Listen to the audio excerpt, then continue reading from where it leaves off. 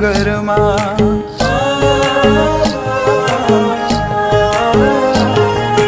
झुकियो कोही सङ्गरमा बढ्यो दिलको धड्कन